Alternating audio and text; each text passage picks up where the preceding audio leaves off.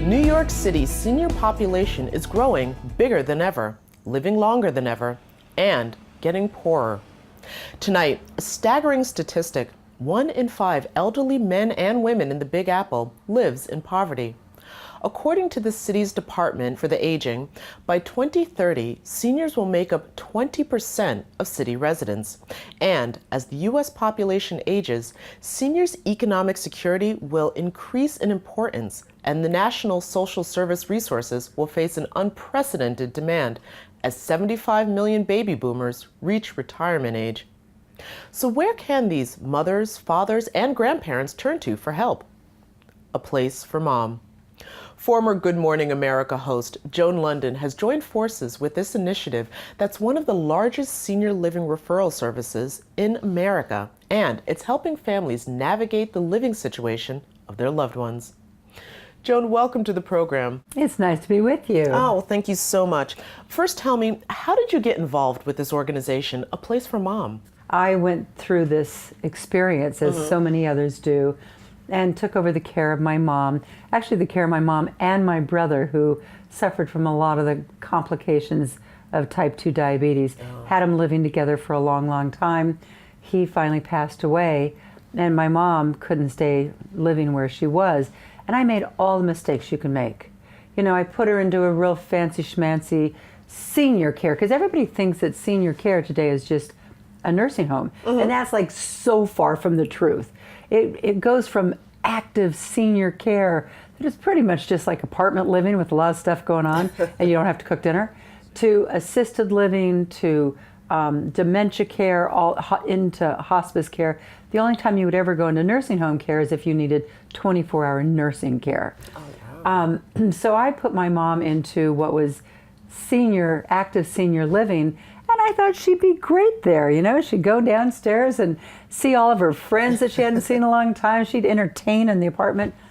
But that was my mom of 10 years ago. My mom's dementia had increased greatly. She would go downstairs, couldn't recognize people. She got upset. She'd go into the apartment and close the door, and she was terrified to be alone. So I had to move her several times, and moving is very tough on seniors. So I made a lot of the mistakes, and I finally found a senior advisor, which I didn't know there was senior advisor. They're kind of like realtors, except finding you a house or an apartment, they find a place for you to live in a senior community. And finally, when I went that route, they asked all the right questions for me, and they let me know what was the difference between the different communities, and I found the perfect place for my mom. And I made a promise to myself that, you know, I was going to use my platform to help other people have an easier time walking down this path, because we're all going to walk down it. You know, that time is going to come where our mother or father or a sibling or a good friend or a spouse needs our attention and our care. And it's a tough transition to make with your parents. I would imagine that just accepting that your parents just aren't the people that raised you anymore, that they've gone into a different stage in life, that alone has got to be difficult enough for adult children. You know, I think that when you grow up and you go away to college and you live in your own place, that's a normal transition. Then you get married and all of a sudden you have to move in with someone else. It's still a natural transition. You have children, they take over your life. But the day you become a parent to your parents, the ones that always had all the answers for you and now you're telling them what to do, not so much. I just don't think that's a natural transition. I think most people have a difficult time with that.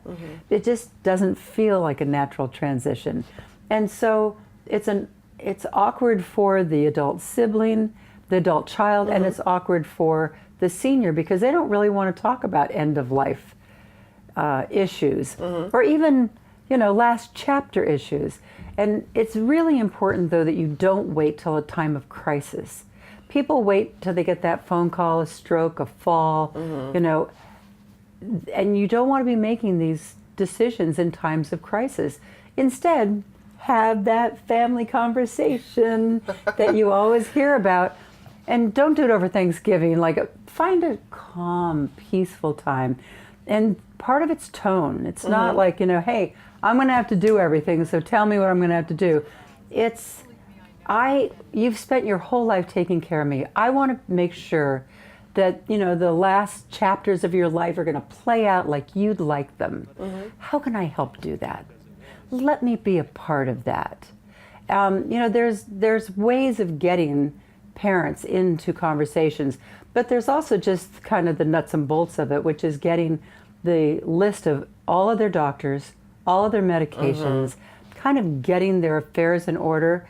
People think that what's important is the will. Well, I'll tell you what's much more important. A living will, that tells you if your parent is, their life is in jeopardy. Do you want to be making the decision about feeding tubes and respirators? These kinds of things should be filled out ahead of time. A HIPAA release, so that the doctor and the hospital has permission to talk to you about your parent. Otherwise, by law, HIPAA releases protect our health information. You need a power of attorney, a durable power of attorney for both legal and for health. This will allow you to conduct business for your parent or your spouse if they are not able to do so themselves.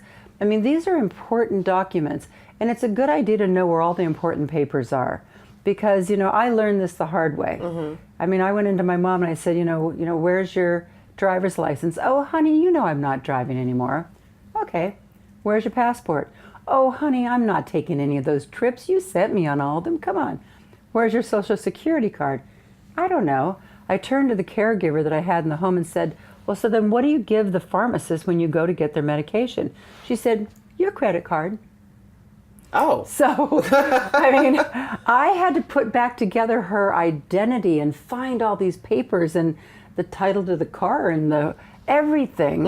And if you can engage your family and start pulling some of these things together so that it'll be an easier transition when you start to have to help them make those decisions that quite often they don't want to make. All right, well, on behalf of all of us adult children, thank you for encouraging us and making sure that we understand the importance of not waiting to the last minute until that crisis before we have that difficult conversation of what to do. Yeah. Thank you for joining us on the program. Thank you so much.